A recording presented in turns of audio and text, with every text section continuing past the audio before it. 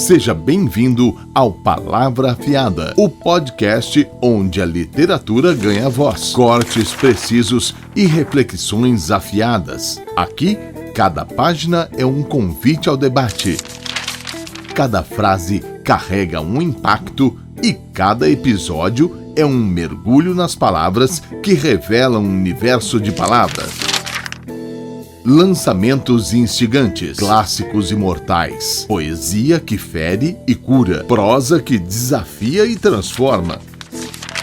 Vamos afiar nosso olhar sobre a literatura e suas múltiplas facetas. Pegue seu café, ajeite seu fone e prepare-se para uma viagem literária como você nunca ouviu. Palavra Afiada está no ar. Olá, bem-vindo ao Palavra Afiada. Bom, hoje nós vamos falar sobre o mundo corporativo. E dentro desse mundo corporativo, obviamente, nós temos elas, as mulheres, né? Que estão a cada ano que passa alcançando e assumindo posições de liderança. E por conta disso, nós vamos falar com a Sara Veloso, que é escritora executiva, professora. E ela acabou, junto com outras colegas, de escrever um livro sobre mulheres conselheiras. A gente vai poder entender hoje o que é isso, o que é esse papel da mulher no mundo corporativo, o que ela traz, né, de diferente, e o que ela assumiu, o que ela assume, o que ela promove dentro desses ambientes de trabalho. Sara, muito bem-vinda ao Palavra Afiada. Rose, obrigada pelo convite, estou muito feliz de estar aqui com vocês. Bom, vamos começar pelo livro, mas depois a gente vai passear por um monte de tema ligado à mulher e no ambiente corporativo, né? Mas o seu livro chama Mulheres Conselheiras. O que é isso? Fala sobre o quê? Explica um pouquinho para a gente. Bom, Mulheres Conselheiras, uma nova perspectiva na governança, né? Ele tem um subtítulo bem significativo, porque ele vai além de um livro de contação de trajetórias, né? E nós temos nesse livro a governança como centro da discussão. Cada um de nós, na sua carreira, nós fomos impactados pela governança, positivamente, negativamente, e a governança, como qualquer outro remédio, ele é uma questão de dose. Então, esse livro é a reunião de experiências de mulheres e como a governança impactou sua carreira e seu sucesso profissional. Como que você vê a influência feminina, né, na governança corporativa e o que as mulheres trazem ou acrescentam, né, dentro dos conselhos das empresas? A gente sabe que homens e mulheres, eles têm formas diferentes de pensar, né? A mulher, ela tem um envolvimento mais empático, ela tem uma visão mais emocional, ela é mais intuitiva, né? Ela demora um pouco mais nas suas tomadas de decisão, mas porque ela considera outros fatores. Mas eu gosto um pouco, Rose, de afastar a questão homens e mulheres, porque parece que quando a gente pega mulheres, a gente está gerando aí um grupo homogêneo, mas não é um grupo homogêneo, né? Dentro das mulheres também nós temos diferenças de idades, diferenças de origens, diferenças de pensamentos, né? Nesse livro a gente tem uma representatividade bastante importante, que é a Gabriela Augusto, que é uma mulher trans. Então, apesar da identidade de gênero ser única, a gente também tem diversidade de ideias e pensamentos. Então, independente do grupo que você monte, a grande jogada de ter novos pontos de vista e ter novas visões é quando você tem diversidade de pensamento, diversidade de ideias. Isso não significa oposição, mas significa o incremento de visões para chegar num ponto de vista melhor e decisões melhores. Mas a gente tem visto, Sara, mesmo que a gente vai falar de diversidade, graças a Deus, porque a gente fala sobre isso, né? E que bom que você tem dentro do seu livro, né, essa representante, né, desse grupo do trans.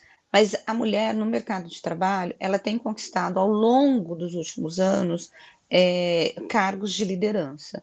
E não muito fácil, porque eu sou mulher, eu sei o que é ser mulher dentro de um ambiente corporativo, da questão salarial, da questão. Hoje, a gente não ouve mais gracinhas com a gente, mas a gente, muito tempo, a gente ouvia. Você nunca tem, por exemplo, algumas brincadeiras que eles não fariam com os homens, mas com mulheres eles faziam antigamente. E ainda fazem, mas está diminuindo. Essa mulher, ela veio para esse ambiente corporativo para poder transformar. E eu acho que ela revolucionou. Você não acha que a mulher revolucionou o mercado de trabalho? A mulher revolucionou, sim, o mercado de trabalho. Eu acho que melhorou muito essa questão das brincadeiras, mas ainda acontece. Uhum. E o que ainda acontece muito é o direito da fala. A mulher é interrompida, né? Você Sim. senta numa reunião, se você não pede licença e fala, eu ainda não concluí o meu raciocínio, muitas vezes você não tem espaço de fala. E o homem não precisa pedir licença para terminar a sua fala dentro de um ambiente. É Então, nós sobre ainda isso. temos muito para crescer e para buscar aí em termos de espaço. Agora, quando você começou, eu me lembro que você já fala sobre mulheres conselheiras há uns anos, né? Quando você começou a conversar com outras mulheres, como que foi essa abertura das empresas para querer ter dentro dos seus conselhos essas mulheres ali orientando? Porque são mulheres que passaram, como você falou, têm uma trajetória de vida, são mulheres experientes, mulheres que sabem do que estão falando e que precisam e devem ser ouvidas. Sim. E quando você não tem representatividade da sociedade num conselho, você não tem um conselho. E a sociedade tem mulheres. Então, a gente precisa ter mulheres. A gente precisa começar da forma mais simples, né? O que é o mais simples? Homens e mulheres. Então, vamos começar colocando homens e mulheres. Depois, vamos pensar no etarismo, porque qualquer grupo que fale de diversidade está falando de etarismo. E a gente precisa ir desenvolvendo isso. Então, a cada camada. Agora, se a gente não consegue, num conselho, fazer o mínimo, que é ter homens e mulheres sentados nessas cadeiras para ter pontos de vista diferentes, como que a gente vai para o resto? Como que a gente vai desenvolver esse longo caminho da diversidade, da troca de ideias e de pontos de vista? Porque as pessoas pensam que quando a gente está aí tendo ideias diferentes, até pela polarização que a gente vive no mundo hoje, que isso é confronto, mas isso não é confrontar, isso é somar. Né? Agora, existem resistências de mulheres ou trans ou outros tipos de gêneros nos conselhos ou não? As empresas estão de fato parando e pensando, preciso trazer essa diversidade para dentro da empresa, porque eu vou ganhar com a diversidade. Eu acho que ainda tem um questionamento muito sério, né? As empresas ainda não estão convencidas disso, né? A gente vê movimentos como estão acontecendo nos Estados Unidos, que é o fim das cotas, né? Uhum. Pessoalmente, eu não sei se o fim das cotas é uma situação 100% ruim, quando a gente pensa que diversidade vai além de homens e mulheres, né? A gente Uhum. precisa, se eu colocar um grupo de homens e mulheres que têm a mesma ideologia, a mesma linha de pensamento, eu não tenho diversidade, porque estão Uhum. todos indo para o mesmo caminho, né? Uhum. Mas a gente ainda tem bastante resistência e é um caminho longo aí a ser seguido. E pela Você... própria mulher, né? Uhum. Eu dou aula para a formação de conselheiros e as turmas são majoritariamente masculinas. Ah, você está brincando. Estou falando sério. Mas por que a mulher não se vê neste lugar? Ou ela não está informada? Porque você trabalha e você tem relacionamento com executivas, assim, de várias empresas, né? Elas não se interessam, não dá tempo por conta do volume de trabalho, porque às vezes ela é executiva, é mãe, é filha, é avó, e eu estou colocando nesse lugar de filha, porque a gente agora está tendo uma inversão, dependendo de uma certa idade, você passa a cuidar dos seus pais. Então é uma responsabilidade a mais, né? É porque ela não tem tempo, ou porque ela não se vê, Sara, nesse lugar de conselheiro. Eu acho que tem vários fatores. Primeiro, tem essa questão da mulher não encontrar tempo, ela não se dá o direito, né? Ela tem uma dedicação profissional muito maior que o homem. Como mentora, eu muitas vezes tenho que chamar as mulheres para o seu lugar e dizer: escuta, vamos colocar um bloco na sua agenda para aquilo que é importante para você, né? Então, desenvolvimento pessoal é importante, porque se você não se desenvolver pessoalmente, como você vai continuar sendo interessante para a sua organização? E a mulher está muito mais focada na entrega para a empresa. Ontem mesmo eu estava almoçando com 2 executivas e elas sentem culpa de sair da empresa para fazer networking em eventos. E eu disse para elas: mas se vocês não forem para eventos e não expandirem o networking de vocês, como vocês vão trazer mais clientes para a sua empresa? Então, a mulher tem essa culpa, né? E aí ela manobra menos a agenda dela, ela acha que para encaixar esse tipo de formação, ela tem que tirar do horário pessoal dela, da família, dos filhos, e aí sim, essa sobrecarga impede. E a gente tem a questão da síndrome da impostora, né? E vou além, né? A síndrome da vira-lata. Será que eu estou à altura? Eu posso sentar nessa mesa e falar o meu ponto de vista? E eu costumo desenhar a diversidade, Rose, de uma forma muito simples, né? Quando a gente coloca um copo de água no centro de uma mesa redonda e sentamos 10 pessoas em volta dessa mesa, cada uma dessas 10 pessoas tem uma visão diferente desse copo de água. Seja pelo espectro da luz, da cor, do fundo que está se formando, porque cada uma dessas pessoas não vai ver as mesmas pessoas atrás do copo, e se uma dessas pessoas afastar um pouquinho da mesa, ela ainda vai ter uma visão um pouco global. Então, pela própria interpretação de um copo d'água em cima de uma mesa redonda, a gente pode ver a importância da diversidade, a importância dos diversos pontos de vista, e como isso pode agregar o crescimento e o desenvolvimento da informação e das ideias e das soluções para as empresas. No livro, Sara, você traz, são várias autoras, foi um livro escrito a muitas mãos, né? Provavelmente nos capítulos vocês devam estar falando sobre os obstáculos que foram vencidos, e inclusive dão dicas. De forma geral, como que a gente quebra essas barreiras que a gente acabou de falar, que você acabou de falar, para que mulheres possam de fato ocupar o lugar que são delas? E outros gêneros também. Eu acho que o primeiro passo é a autoconfiança. Você precisa desenvolver a autoconfiança. Você precisa entender e saber que a sua palavra tem valor, que o seu conhecimento ele é raro, importante e ele vai fazer diferença. Então, a partir do momento que você acredita nisso, você passa a ter coragem de se posicionar, porque senão a mulher ela cai no silêncio. Na primeira interrupção, ela fala: deixa, nem vou gastar o meu tempo, né? Mas a gente precisa, sim, investir o nosso tempo para mostrar o nosso posicionamento. Nós temos mulheres brilhantes na história que fizeram transformações. Eu, como maratonista, né? Eu tenho lá a Kathleen Switzner, que correu a primeira maratona em 1967 em Boston e abriu aí um legado para todas nós maratonistas. E se a gente for pela história... E ela foi tentar, retirá-la, né, da pista, né? Tentaram retirá-la da pista e ela falou: não, eu vou ficar. Ela teve o apoio de outros homens para que ela continuasse, e aqueles que estavam tentando tirá-la não conseguissem interromper o sucesso dela e que ela completasse a prova.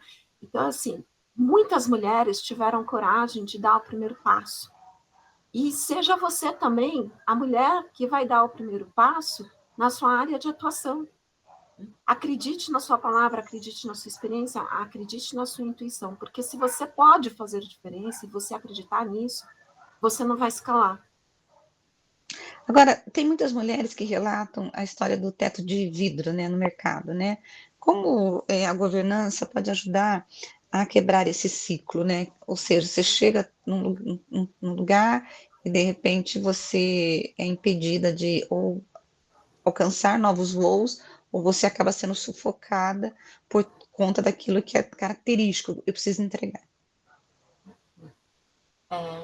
Através de regras claras, né? Se a gente tiver regras claras e equitativas, a gente vai dar oportunidade para todas as possibilidades aí da diversidade. E hoje, por que só os homens estão lá em cima ainda e estão aparecendo? A gente vive aí um retrospecto daquilo que o próprio RH criou no passado, né? Então, o que eu quero para a contratação dos meus grupos de trainees? Lá atrás eram homens brancos de faculdade de primeira linha, formados em engenharia, administração, direito, e são esses homens que construíram carreira e hoje estão no topo da gestão, né? O que a gente precisa em algum momento é conseguir furar essa bolha, né? E hoje já existe, né, uma briga na própria gestão do RH para que esses filtros sejam tirados. Mas quando a gente tem o filtro no início da carreira, como essas pessoas lá na frente vão conseguir furar essa bolha? É muito difícil. Eu sou resultado dessa bolha. Eu tenho o maior orgulho de dizer que eu me formei aos 35 anos numa faculdade de segunda linha. E cheguei recentemente de uma formação de ciência do comportamento em negócios em Yale. Então, como furar essa bolha? Tendo coragem, atrás de relacionamento, se expondo, mostrando o seu valor, né? Estudando, né? Estudar é extremamente importante, né? E não se lamentar, né? Porque as dificuldades estão aí. Agora eu estou, para minha tese de mestrado, eu tenho estudado muitos casos de mulheres sucessoras, né? Herdeiras de famílias. E os casos são absurdos. Mulheres que se escondem do sobrenome para que não sejam vistas dentro da organização como esposas ou filhas, e assim serem respeitadas e conseguirem construir o seu respeito.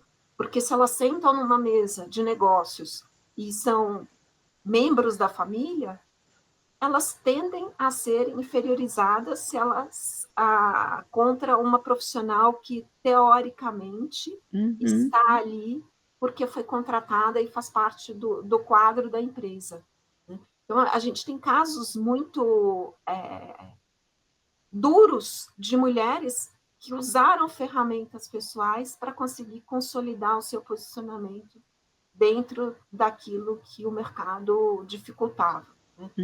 Por exemplo, sócios, marido e esposa, que usam sobrenomes diferentes para que a mulher tenha respeito no mercado de trabalho. Você acha, Sara, você começou sua jornada como executiva, né? E você ocupou altos cargos de governança. Você viu esse machismo e mudar, essa misoginia mudar ao longo dos anos? Ainda existe, eu não tenho dúvida que existe.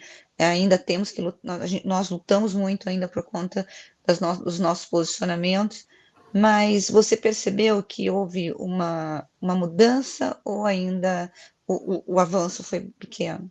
Como que você vê?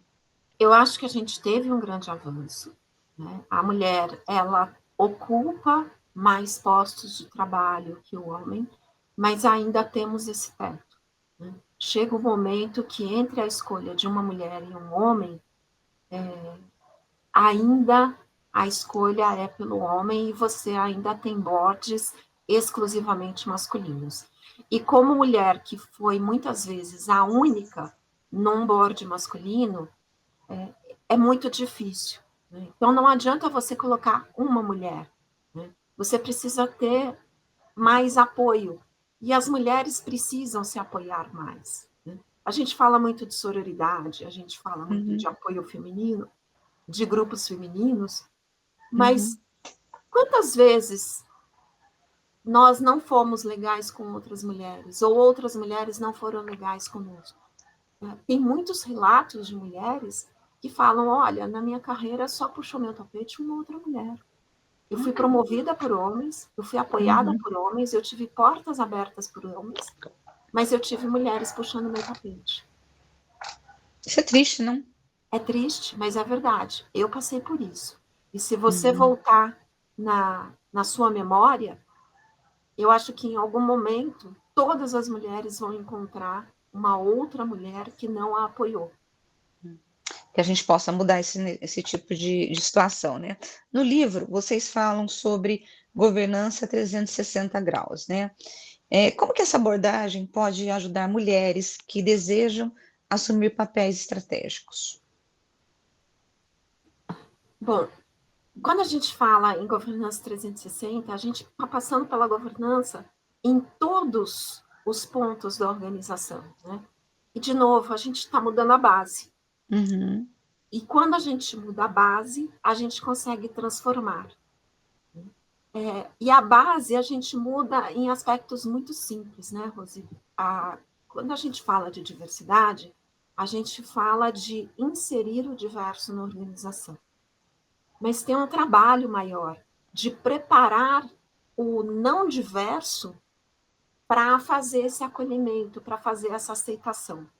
Hoje a gente está com 6 gerações dentro de uma instituição. Além de 6 gerações, a gente tem aí uma infinidade de identidades de gêneros que a gente não sabe mais nem como dizer tudo isso, porque é muito difícil de acompanhar essa mudança.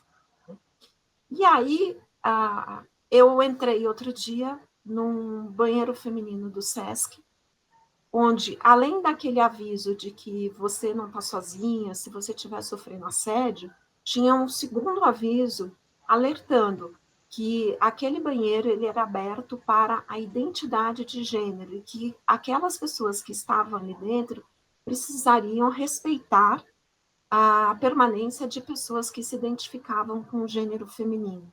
Uhum. Quantas instituições, quantos espaços estão preparando as pessoas para isso? Imagina você pegar um homem, né?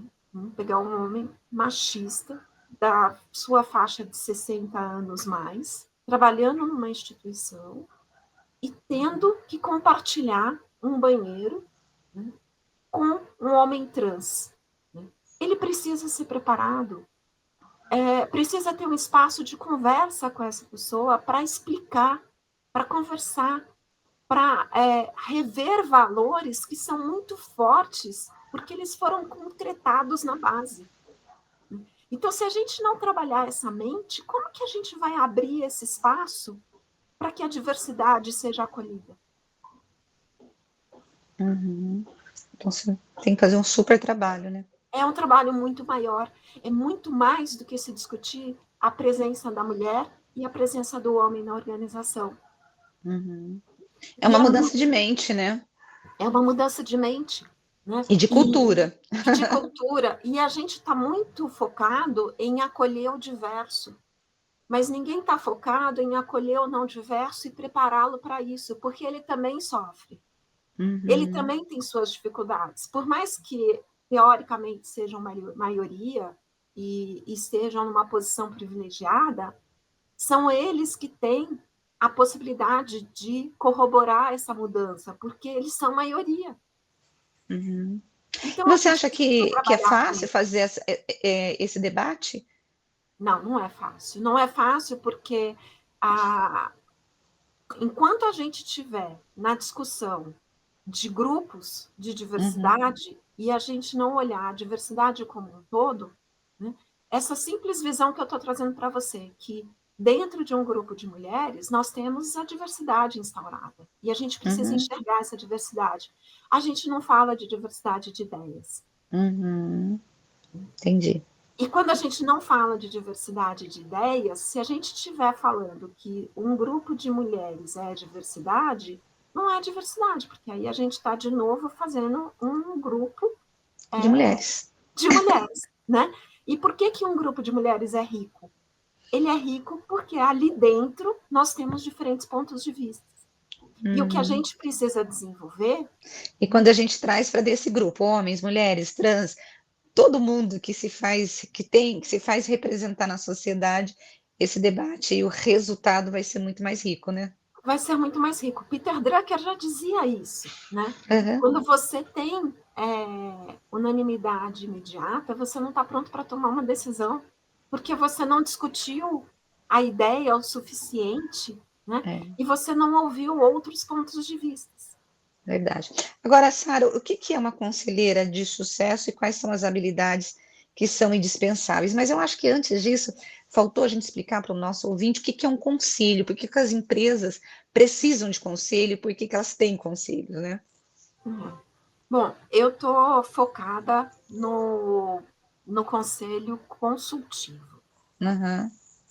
Nós temos 2 tipos de conselho, o conselho de administração, que é o que está mais na mídia, quando a gente fala de empresas de capital aberto, né? A legislação das SAs exige que essas empresas formem um conselho, né? E esse conselho é um conselho de administração que vai definir as diretrizes, né? Ele vai dar a orientação para a gestão da empresa. E a gestão da empresa se subordina a esse conselho de administração. O conselho consultivo, ele é um conselho estratégico dentro da empresa. E por que ele está sendo muito fomentado? Porque ele apoia as empresas familiares, as empresas melhores, os novos negócios, startups, com uma senioridade. Então, essas empresas muitas vezes não têm acesso a profissionais com senioridade para comporem o seu quadro.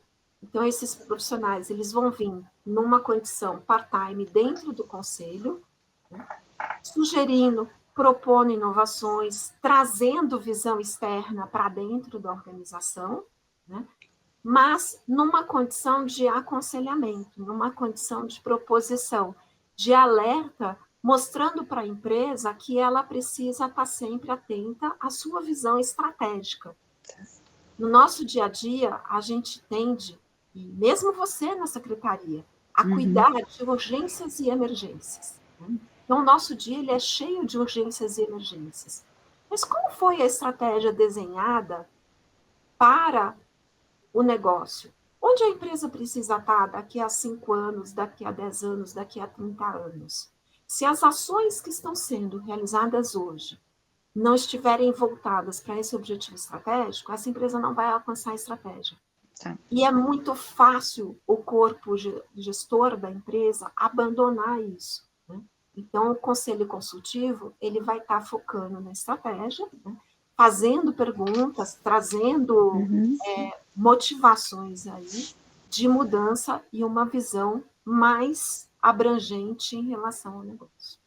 Então, o conselheiro ele tem que entender ele tem que ter a experiência dele, que ele já passou por uma uma organização, ele tem que ter uma formação, e ele tem que ter essa visão de estratégia, conhecer o plano de estratégia da empresa e trazer esse gestor, que muitas vezes ele é engolido pelo dia a dia, para onde que ele tem que ir, o que ele tem que fazer, onde ele está errando, o que ele tem que mudar.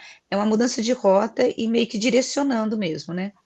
Exatamente. Então tá certo. Sara, do livro agora, para a gente poder terminar a entrevista, o que o leitor ele pode encontrar neste livro? Não sei se você tem um livro aí para mostrar para a gente, se você puder nos mostrar. Gente, olha que legal. Mulheres Conselheiras. E o que ele vai encontrar e como que foi reunir essa mulherada, né, para escrever esse livro. Eu acho que deve ter sido assim muito legal. Bom, a proposta para essas mulheres era que, ao final de cada capítulo, o leitor recebesse um presente, né? Então, o que seria esse presente? Que ele fosse estimulado a pensar diferente, que ele fosse estimulado a contrariar o pensamento delas e exercer um novo ponto de vista, né? Então, é um livro de aprendizados, é como se tivesse aqui uma reunião de estudos de casos, né? De histórias reais, com aprendizados reais, onde o leitor ele vai ver o caminho adotado, né? E ele vai dizer, nossa, eu nunca na minha carreira pensei em seguir por este caminho, ou não, eu incrementaria isso, ou eu faria totalmente o contrário. Então, ele é um livro para te tirar da zona de conforto, essa é a ideia. Então, são 34 histórias, né? cada uma com a governança como centro, né? E as pessoas falam, nossa, governança, usa-se tanto essa palavra governança, o que é governança? Gente, governança são os acordos que a gente faz, são as regras de gestão que a gente coloca dentro da nossa empresa. E as empresas estão permeadas de governança. E, como qualquer remédio, governança precisa de dose. A ausência de governança leva ao caos, o excesso de governança pode impactar o negócio de forma que ele não consiga evoluir. Paralisa, né? Paralisa. Então, a gente precisa entender a dose dessa governança. E essas autoras trazem as suas experiências em diferentes mercados, segmentos. A gente tem conselheiras internacionais, a gente tem conselheira de administração, conselheiras consultivas, casos de empresas familiares, cada uma trazendo a sua experiência. Agora, Sara, onde comprar o livro? Hoje a gente tem um link no Simpla, que eu vou te passar, e aí você coloca aí eu coloco aqui. na descrição, né? E também em contato com a Board Academy, que é a grande patrocinadora desse projeto, né?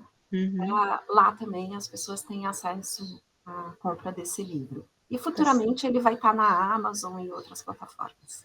Ele foi lançado mês passado, né? Porque hoje foi dia 24, né? Que foi lançado, não foi isso? Não. Dia 29 de março. 29 de março. Então, gente, ó, quentinho, quentinho, quentinho. Então, você tem uma preciosidade aí nas mãos para poder ler, para poder aprender. Sara, muito obrigada. E para poder se inspirar, né, com essas mulheres poderosas. Muito obrigada pela tua participação aqui no Palavra Afiada. Eu que agradeço, Rose. Muito obrigada. Gente, a gente termina aqui o nosso bate-papo com a Sara, essa mulher poderosíssima, né, que veio falar sobre diversidade, veio estimular e incentivar outras mulheres a ter o seu lugar de fala, poder se sair. Eu adorei da síndrome do vira-lata.